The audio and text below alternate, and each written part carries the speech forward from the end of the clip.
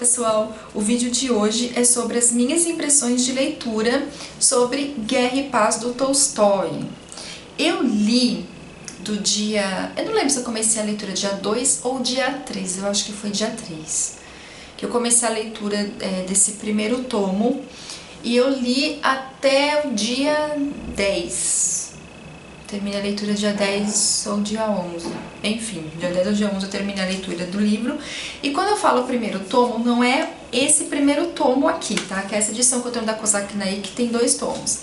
Eu falo do primeiro tomo aqui dentro, que contém o primeiro e o segundo, tá?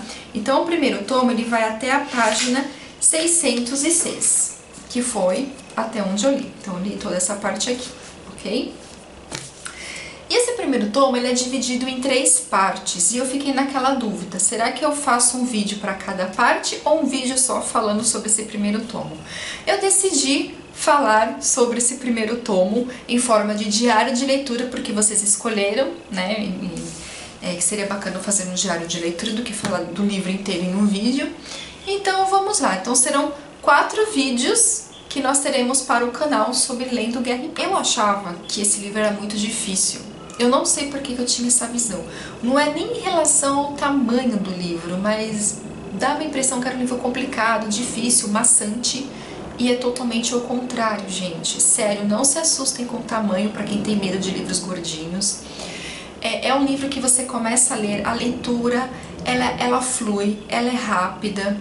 Você se envolve com os personagens. São muitos personagens.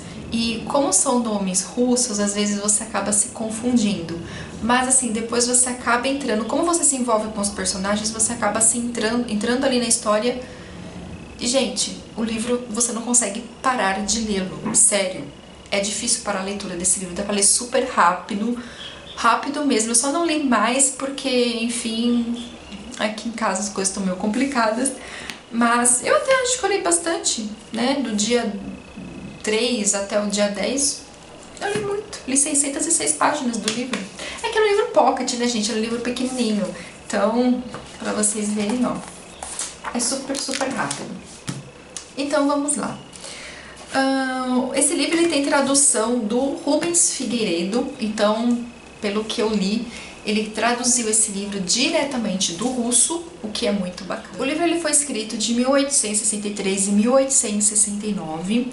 O Tolstói, ele começou a escrevê-lo após os 35 anos, que eu achei isso muito bacana. Tipo, ele já tinha uma certa idade, quando ele, não que 35 anos, né, tipo, eu estou com 34. Mas, tipo, né, 35 anos, ele começou a escrever Guerra e Paz. Então, eu achei que essa obra tinha sido, tipo, uma das primeiras dele, assim. Não que ela tenha sido publicada, mas que ele começou a escrever, uma obra grande, né. Mas não, ele já tinha 35 anos quando ele começou a escrever a história. E o que é mais interessante é que o título do livro não era Guerra e Paz, era 1805. Porque é onde ele começa realmente a contar a história. E o Tolstói, gente, desculpa esse barulho, mas em pleno domingo o povo decide fazer obra, enfim. O Tolstói, ele decidiu escrever uma história que ocorresse desde as tropas napoleônicas, quando eles ali derrotaram de uma forma arrasadora as tropas russas naquela batalha Austerlitz. Eu acho que é assim que se pronuncia. Os personagens desse livro são incríveis, não tem como você não se apaixonar por eles. Nós estamos falando sim de muitos personagens, tá? Porque é um livro gigante, sim, tem muitos personagens. Tem aqui umas 4 famílias que são o foco da história, entre outros personagens. E o meu favorito até esse momento é o príncipe Andrei. Não sei, gente, eu gostei muito desse personagem, um personagem que me cativou muito. Ele tem uma questão filosófica e acho que foi por isso que eu acabei gostando muito dele.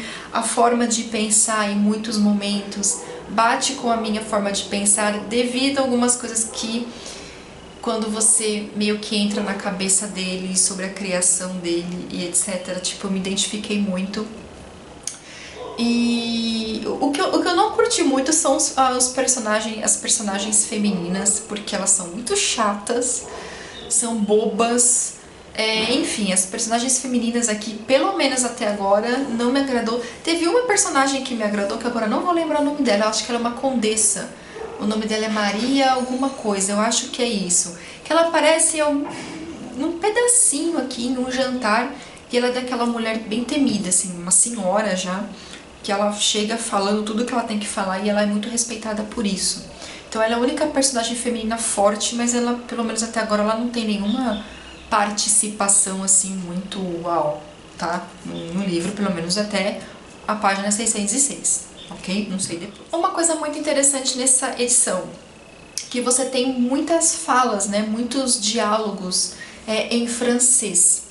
E o bacana, por exemplo, o primeiro capítulo do livro, quando você abre o livro, né, que você começa a leitura, já está em francês, só que você tem toda a tradução na nota de rodapé. É um livro com muitas notas de rodapé e todas essas notas precisam ser lidas para você compreender muita coisa. Às vezes você tem a compreensão de certas coisas somente lendo a nota de rodapé. E é muito interessante você notar a presença da língua francesa entre os nobres, né, entre as pessoas bem instruídas na Rússia. Isso meio que prova, isso prova que a língua francesa, ela invadiu a Rússia antes de Napoleão, né?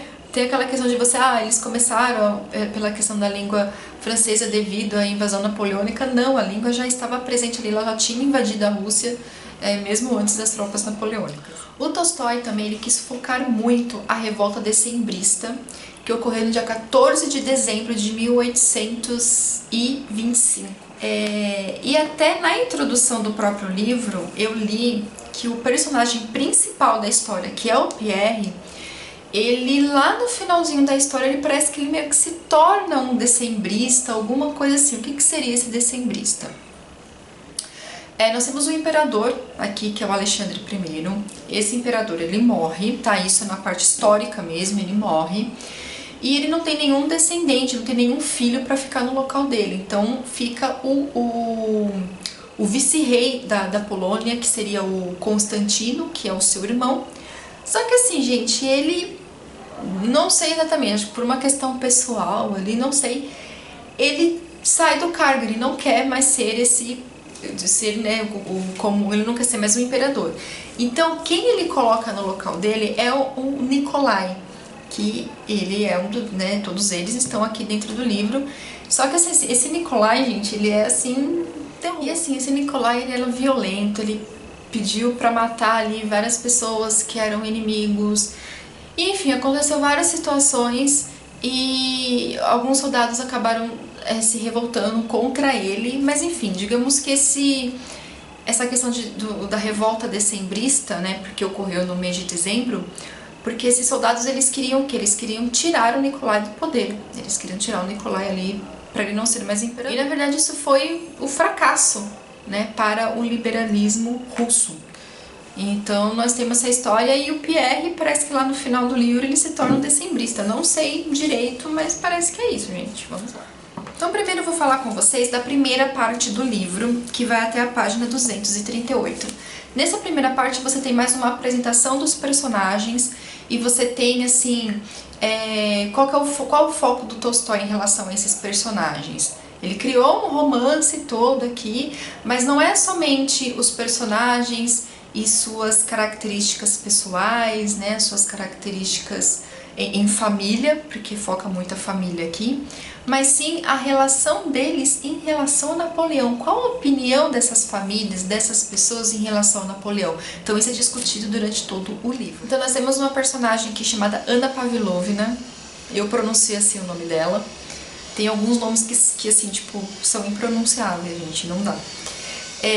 E assim, em alguns momentos eu acho ela super engraçada, em outros momentos não. Eu ainda também não tenho uma opinião muito formada sobre ela. Mas assim, ela tem um filho chamado Boris e ela é viúva, acho que é isso, ela é viúva. E assim, gente, ela não tem condição mais ela não tem mais dinheiro. Só que ela tem contato com as pessoas da alta sociedade, porque ela fazia parte daquilo. Não lembro muito bem a história dela. E ela faz de tudo, gente, por causa desse filho, que ela quer que o filho se dê bem na vida. Então, assim, nesse ponto, eu meio que concordo com ela, porque era uma época em que a figura da mulher era meio complicada e tal. E é a única maneira que ela tem de se virar para conseguir as coisas pro filho. Então ela quer que o filho tenha um bom cargo, que o filho seja colocado lá no exército para ir, né, pra guerra e tal, porque isso, né, era super importante, né, nessa época aqui. Então ela tem contato com as pessoas e ela consegue fazer com que um ciclano coloque o filho, né, para ir pra guerra, para ser um soldado. E ela começa também já a manipular para ele subir de cargo enquanto ele estiver nessa guerra. E ela não tem dinheiro para comprar o uniforme do filho. E aí ela vai tentar conversar com o padrinho do Boris. Esse padrinho do Boris, ele é um homem, né, um grão-senhor extremamente rico, que é ali da família Bezukov, acho que é assim que se pronuncia. E esse Bezukov, né, esse grão-mestre, ele tá muito doente, gente, assim, muito doente, ele tá de cama, então ela não consegue falar diretamente com ele, e sim com os que moram ali com ele, que é o príncipe Vassili, com suas filhas e seu filho, que também irei chegar nesse ponto. E o Pierre, que é o personagem principal, ele é um filho ilegítimo desse, como é que ele chama? Bezukov, eu tenho que anotar esses nomes porque senão eu não lembro. Ele é o filho ilegítimo. Só que assim, ele mora nessa casa, mas ele não tem muito... O pai cuidou de toda a educação dele, o pai sempre gostou dele, mas ele nunca teve muito contato com o pai. E ele, no momento, estava morando na casa do pai, mas junto com esse príncipe Vassili. Só que assim, gente, ele é totalmente julgado pela sociedade, ele é um cara muito tímido, ele usa óculos no livro, ele é meio tímido, assim, meio na dele, não se envolve muito, não sabe o que quer fazer da vida. E essa Anna Pavlovna acaba tentando pedir um dinheiro ali pra esse senhor, pra esse grão-mestre, pro pai do Pierre, mas ela acaba não conseguindo porque ele tá de cama, tá muito mal mesmo. E quem acaba ajudando ela é uma outra pessoa, uma condessa que é muito amiga dela, que se eu não me engano, ela é a Rostov, a condessa Rostov, da família Rostov, se eu não me engano. E a Ana, ela gosta muito do Pierre. Só que até aí, eu acho que não é somente por uma questão de interesse. Claro que tem a questão de interesse, mas ela sempre fala pro Pierre que ela irá protegê-lo e tudo mais, porque ela sabe que o pai, apesar de ele ser um filho legítimo, gosta muito dele e que quando ele morrer, a herança, né, tem tudo para ficar com o Pierre, mesmo sendo um filho legítimo. Mas isso tinha toda que um filho legítimo não podia ficar com a herança nessa época, tinha que mandar uma carta pro imperador, aquela coisa toda. O príncipe Vassili, né, que morava nessa casa, ele tinha em torno de uns 50 e poucos anos, ele tinha 2 filhas e acho que um filho apenas, não lembro. Uma dessas meninas é a Helene, que o livro, né, o Tolstói cita ela sendo uma menina assim muito bonita, muito bonita mesmo, a menina mais bonita do que você encontra aqui no livro. Só que ela, na verdade, tem uma vergonha da beleza dela. Eu acho até interessante o que ela comenta, né, aqui no livro, aí vocês têm que ler pra saber como que ela se sente por ser a menina, uma garota muito bonita. E no momento da história, tem muitos jantares, tem muitas reuniões, aquela coisa toda, e começa a surgir uma história ali nesses jantares, né, de um duque que o Napoleão acabou exterminando. Então tem umas pessoas que concordam com ele, outras pessoas não. E no meio dessa história, em relação ao Pierre, ele defende muitas vezes o Napoleão. Então você, leitor, você fica, de que lado que o Pierre está? Pelo menos eu senti isso ao ler essa primeira parte do livro. E lá na página 63, o Andrei, que é super amigo do Pierre, ele fala o seguinte sobre essa questão do Napoleão.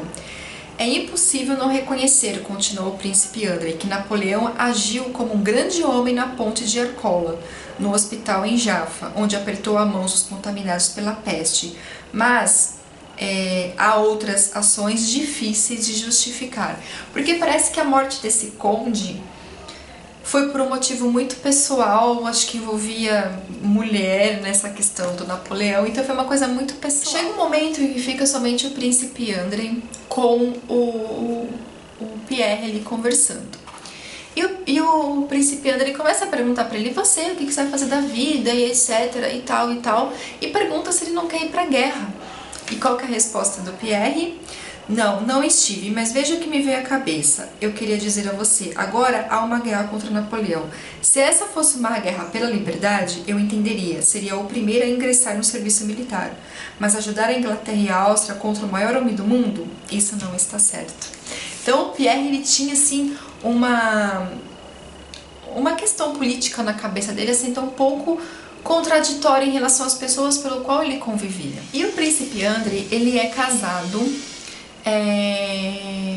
Eu não sei, gente, direito o nome dela, fica um pouco confusa. O que o Tolstói, ele coloca ela como uma pequena princesinha. Então ele é casado com uma garota que, assim, parece que ele casou porque ele realmente gostava dela, mas, assim, deixou de amá-la. Ele realmente deixou de amá-la. E ela estava grávida, né, ela acabou engravidando. E assim, gente, ele tava numa infelicidade só. E tem uma parte no livro, eu anotei aqui, acho que uns 3 diálogos do Príncipe Andrei que eu achei, assim, incríveis. Porque ele tem aquela questão filosófica que eu falei pra vocês. O primeiro deles no livro é o que ele fala sobre casamento pro Pierre. Nunca se case, meus amigos, é esse o conselho que lhe dou. Não se case senão depois que você disser a si mesmo que fez tudo o que podia, senão depois que tiver deixado de amar a mulher que escolheu, depois que a tiver visto com toda clareza. Do contrário, vai enganar-se de modo cruel e irremediável. Ele estava assim totalmente desiludido com a questão do casamento, né? Como se ele casou com aquela pessoa e... É que era uma época também que você não tinha muita chance de conhecer quem era essa outra pessoa, né? Então ele era uma pessoa extremamente infeliz dentro do casamento. Ai, gente, sem contar que a menina realmente era muito chata. E o Pierre tinha uma admiração pelo príncipe Andrei, assim, imensa. Tipo, o príncipe Andrei servia de modelo pra ele, pra muitas coisas. E o príncipe Andrei tenta conversar com o Pierre ali, né, dá alguns conselhos pra ele. Ele fala o seguinte: gosto muito de você, sobretudo porque é a única pessoa viva em todo o nosso meio social. Para você está tudo bem, escolha o que quiser, tanto faz, em toda parte você estará bem. Mas tem uma coisa, evite ir à casa daquele Curanquim e pare de levar essa vida. Não combina com você. Todas essas farras, esses costumes de russardos e todas e etc. Porque assim, o Pierre, ele, como eu disse pra vocês, ele morava na casa desse príncipe Vassili, onde estava o pai. E o príncipe Vassili tem um filho chamado Anatoly, eu acho que é isso. Depois eu confiro o nome dele, acho que é Anatoly. Que ele vivia, gente, realmente na farra. Assim, mulheres, né, aquela coisa de orgias e tal.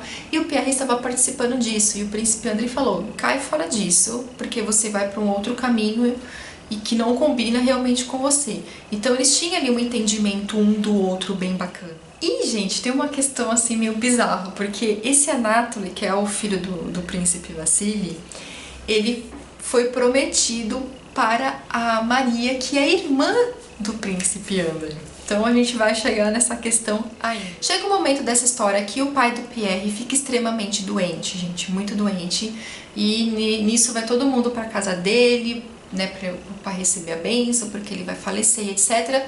E a preocupação, enquanto todo mundo tá ali, né, muitas pessoas chorando por causa do conde, é a questão do testamento. O príncipe Vassili está extremamente preocupado, porque se ele deixar esse testamento, né, toda a herança, pro Pierre, que é um filho legítimo, como que vai ficar as filhas dele e até mesmo ele, tá? Então ele fica preocupado.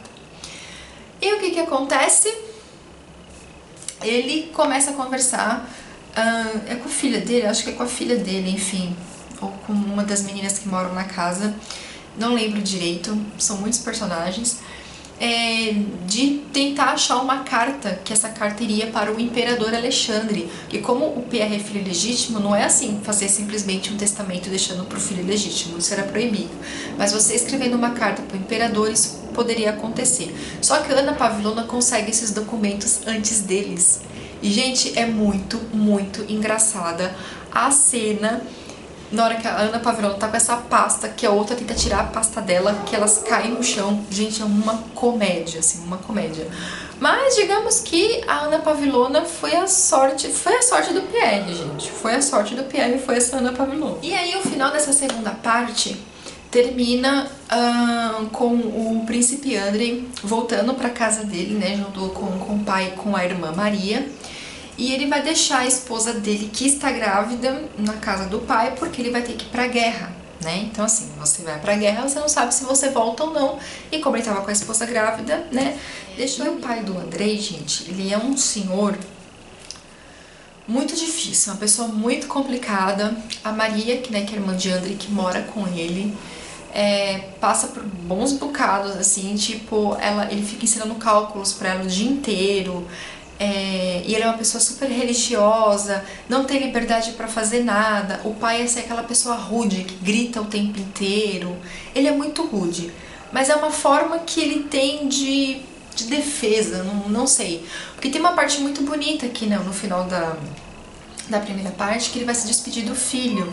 Ele mostra ternura pelo filho, ele gosta muito do filho, né? E tanto que ele manda uma carta pro Ciclano de recomendação e fala pra ele que ele tem que ir bem, não sei o quê. Foi uma despedida bonita, mas ele é uma pessoa muito complicada, muito difícil. E aí, assim termina a primeira parte, nós vamos para a segunda parte do livro, que vai da página 241 até a página 418. E aqui, gente, você tem todo o cenário da campanha de 1805. Então, a segunda parte do livro, você tem a batalha. É quando o príncipe Andrei tá lá, o Boris também já foi pra guerra, e aí você vai descobrir outros e outros personagens aqui na história. Então, do que se trata, né, essa segunda parte? Lá no finalzinho do livro, você tem dois mapas nessa edição da Kozak, tá? Então aqui você tem o cenário da campanha de 1805 e todos os lugares que as tropas vão passando. E aqui abaixo o cenário da Batalha de Austerlitz, acho que é assim que se pronuncia, com todos os lugares também. Então é bem legal quando você chegar nessa segunda parte, olhar esse mapinha para meio que você se identificar e compreender melhor a história. A campanha de 1805, ela é conhecida como a campanha de eu acho que é assim que se pronuncia, que é esse local que tá bem aqui, ó, no mapinha, tá? Próximo do rio Danúbio, porque vocês irão, né, tem uma parte muito importante que acontece ali sobre esse rio Danúbio. Na verdade, é bem aqui nesse cantinho aqui mesmo. E nessa campanha de 1805 você tem a vitória francesa, ok? Então essa campanha resultou na rendição de um general chamado Mark, que vocês irão encontrar aqui na história, né, nessa segunda parte, e também das suas 23 mil tropas, gente. Era muita gente. Então nessa segunda parte você vai encontrar uma série de manobras militares e batalhas que foram realizadas pelos franceses e pelos bávaros para capturarem os austríacos, né, em 1805. Então é isso que você tem aqui nessa segunda parte. Isso tudo é explicado direitinho com todos aqueles personagens, né, e outros que foram para a guerra, que você já está bem familiarizado com eles, então a história não fica cansativa. Então aqui nessa segunda parte já entra o grande exército da França, que é liderado por Napoleão, com seus 200 mil soldados. Qual que é a missão do Napoleão nesse momento? É destruir o exército austríaco, que está aqui no rio, antes dos reforços russos chegarem, porque aí os russos eles vão para ajudar os austríacos, né, contra o Napoleão. História vai, história vem. O Napoleão consegue derrotar o exército austríaco, ele consegue derrotar o general Mark com seus 23 mil soldados, e ele consegue também raptar uns 63 mil soldados. E nessa segunda parte você tem um grande general aqui que está comandando uma parte ali do exército da Rússia, que é o Kutuzov. Kutuzov é o nome dele. Que em alguns momentos também ele é super engraçado, gente. Assim. E ali você já tem a vitória de tá? Essa vitória realmente ocorre. Porém, não é ali que acaba a guerra. Teve a vitória de conseguiram derrotar o general Mark ali do exército austríaco, mas não é ali que a coisa acaba, né? A situação ainda continua. Porque você tem os russos. Os russos ainda estão ali, eles querem se juntar ao exército austríaco, as pessoas que sobreviveram, né? Teve sobreviventes ali no exército austríaco, eles querem ainda se juntar com ele, e esse exército russo é liderado por esse Kutuzov. Tem ali um grande exército em Viena. E ali você vai continuando com a história até você chegar mesmo nessa batalha aqui de Austerlitz, que não cheguei ainda muito nessa parte ainda no decorrer dessa história. E o Andrei, ele é um oficial do Estado-Maior aqui, né, no livro. tem uma grande influência. E no final dessa batalha aqui, dessa segunda parte, o Andrei, ele vai para uma cidadezinha chamada Brum, que você encontra aqui. Ele tá bem nesse pedacinho aqui. Ele teve que enviar uma mensagem. E ele acaba se hospedando na casa de um grande amigo, que tem ali por seus 35 anos, que o nome dele é Bilibin, acho que é assim que se pronuncia. E ali eles conversam sobre toda essa questão política, sobre Napoleão e enfim, você tem toda a história. E aí, por último, nós vamos para a terceira parte, que vai da página 421 até a página 606, que foi até onde eu tenho. E ali você vai ter os desfechos de algumas coisinhas lá da primeira parte, né? Então vamos começar pelo Pierre. Sim, gente, o Pierre, ele fica, não teve como tirar aqueles documentos da mão da Anna Pavlovna. Então o Pierre fica como grande herdeiro do pai. Então assim, gente, o Pierre ficou muito rico. Muito. Só que aí o príncipe Vassili, em vez de ir contra, resolveu ser amigo dele e falar: ok, já que você é o grande bambambam aqui, então eu vou ficar do seu lado. E ali o príncipe Vassili, que também tinha seus meios, começou a mexer os seus pauzinhos e o Pierre foi nomeado como conselheiro do estado. E o Pierre, gente, ele assim, ele chega a ser meio cômico, assim, porque assim, com grandes riquezas vem grandes responsabilidades. E eram responsabilidades que ele não tinha ideia de como resolver aquilo. Era um monte de documento que ele tinha que assinar, era 300 coisas, ele estava um pouco não sabendo como lidar com tudo isso. E o príncipe Vassili sempre ali o ajudando e tal, mas meio que ele acabou virando uma família só, né? Enfim, isso foi uma coisa que eu fiquei um pouco assim no decorrer da história, porque o Pierre ele vivia num quarto trancado, porque ele não sentava para jantar, para almoçar com nenhum deles, porque existia essa diferença. De repente todo mundo ficou amigo dele, né? E ele aceitou isso de boa. Enfim. E chega um momento aqui da história que o Pierre acaba se apaixonando por Helene, que é a filha do príncipe Vassili. Então meio que o príncipe Vassili falou assim: então tu vai casar com a minha filha. E ele fez de tudo para que esses dois realmente ficassem juntos. Só que o Pierre realmente começou a gostar dela, só que tinha um certo boato de que o irmão, o Anatoly, gostava da irmã. Ele sentia um pouco de repulsa, mas enfim, isso eram boatos. E no fim das contas ele acaba se casando com Helene, gente. Sim, ele acaba. E a cena que ele tem que pedir ela em casamento é muito engraçada, porque ele é tímido. Então o príncipe, aí até o príncipe Vassili fica engraçado nesse ponto, só vocês lendo mesmo para vocês entenderem. Até que o príncipe Vassili chega uma hora que fala: ai, que bom que vocês dois vão se casar, e tipo, um ficou olhando pra cara do outro, que não tinha dito nada, porque ele sabia que ele tava com assim, estava com vergonha. Então é bem engraçado essa parte, eu achei bem engraçado. E nisso o príncipe Vassili pega o seu filho, o Anatoly, e vai para casa do príncipe Andrei, né? O príncipe Andrei está na guerra, mas leva o filho lá porque ele está prometido para a irmã do príncipe Andrei. E aqui, gente, você tem uma coisa assim muito complicada, que eu fiquei, ao mesmo tempo que eu fiquei com dó da Maria, eu não sei o que eu senti em relação a essa garota. É porque assim, gente, como eu disse pra vocês, as personagens femininas dos livros são muito chatas, pelo menos até agora. Elas são bobinhas, mas devido à criação também que tinha naquela época. Mas assim, chega uma hora que irrita, porque assim, é a pessoa ser muito inocente. E assim, o Anatoly, gente, não sente absolutamente nada por ela, ele não a conhece, ambos nunca se viram.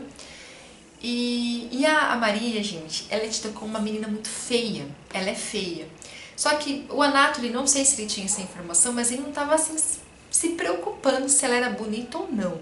Primeiro porque ele ficava com um monte de garota e pra ele isso não ia ter nenhum problema. Mas ela era rica, então isso pra ele era o mais importante. Aí ele acaba conhecendo a Maria, aquela coisa toda. E assim, a Maria, gente, ela tá na empolgação. Será que ele é bonito? Será que ele não é? E tenta se arrumar, né, para descer lá para conhecer o pretendido.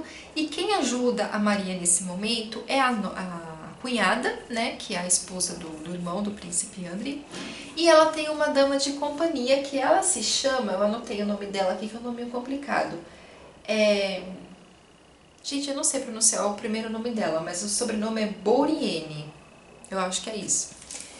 E essa Bourienne acaba se apaixonando pelo Anatoly. E o Anatoly acaba se apaixonando com ela e eles acabam se beijando em um determinado momento da história.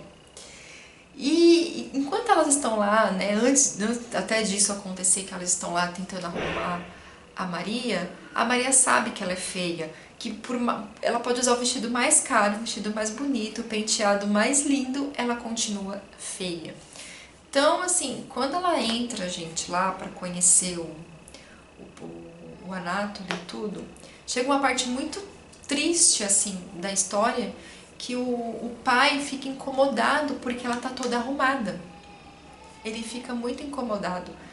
E olha o que ele fala, gente, na frente de todo mundo pra Maria. Ele fala o seguinte: a senhora tem toda a liberdade, disse o príncipe Nikolai, e curvou-se numa reverência diante da nora, mas ela não tem motivo para se desfigurar, ou seja, para se arrumar, né, porque ele quis dizer desfigurar, porque já é tão feia. Ela fala isso na frente de todo mundo. O pai chama a filha de feia na frente de todo mundo, que ela não precisava se arrumar, porque ela era feia, gente. Ela ficou mais feia ainda quando ela se arrumou. E ela enche, né, fica com os olhos cheios de lágrimas, fica super triste. E enfim. Aí ela se conhece, o Anatoly e o pai ficam hospedados ali na casa deles, até a Maria decidiu que realmente... Em 79, o pai, em um momento, né, que chama ela no escritório e fala: e aí, Maria, você vai casar ou não, né? Ele fala o seguinte: que maravilha, gritou o pai. Ele vai carregar você e o dote, e de quebra ainda vai agarrar a Mademoiselle Bourienne. Ela será a esposa enquanto você... E ele não terminou. E aquilo ficou na cabeça dela. Tipo, o pai dela deu meio que uma dica ali, que o pai já percebeu que os dois já estavam. E nisso a Maria acabou pegando os dois no jardim, se beijando. Só que assim, gente, ela foi meio burrinha, porque depois essa dama de companhia foi lá e falou que gostou dele, que ela é uma pessoa que não tem nada na vida, pediu mil desculpas.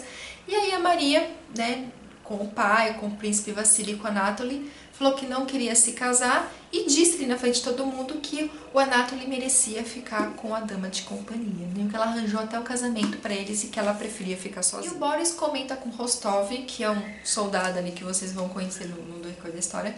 Ele comenta que ele quer ser muito como é que se chama? Um ajudante de ordem. E o príncipe Andrei acaba tentando ajudá-lo, né? Ele tem que conversar com um ciclano lá, que eu esqueci o nome dele, para conseguir esse cargo pro Boris. Só que, gente, sério, acontece tanta coisa. Toda vez que eles estão para conversar com esse cara, ele tem que ir pra não sei onde, ele tem que ir pra não sei onde. E tipo assim, o Boris teve azar, pelo menos até esse ponto da história, de não conseguir esse cargo por uma falta de azar, gente. Foi uma coisa de azar mesmo, tipo, que o príncipe Andrei tava ali tentando ajudá-lo o tempo. E tem uma parte muito engraçada, que esse soldado, esse Rostov, ele fica alucinado porque ele viu, num determinado momento, o imperador Alexandre I. Até nesse momento, o Alexandre não morreu, tá? Aquela questão que eu falei pra vocês, o decembristas, ele ainda não morreu.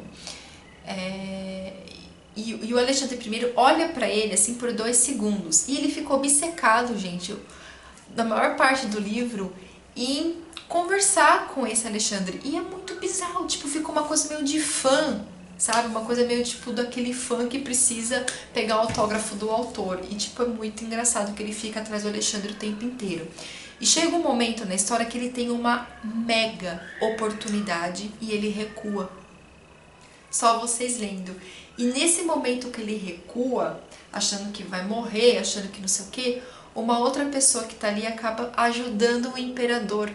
E eles criam até um laço ali de um certo afeto ali, porque o imperador tava chorando, porque eles estavam sendo derrotados, aquela coisa toda. E o Rostov acaba olhando aquela cena e ele fica assim, deprimido ao extremo, que tipo, eu poderia estar ali do lado do imperador. E ele simplesmente desistiu. Na página 595 você tem todo o relato ali do Rostov, que ao mesmo tempo que é triste, é engraçado, porque é uma coisa muito de fã.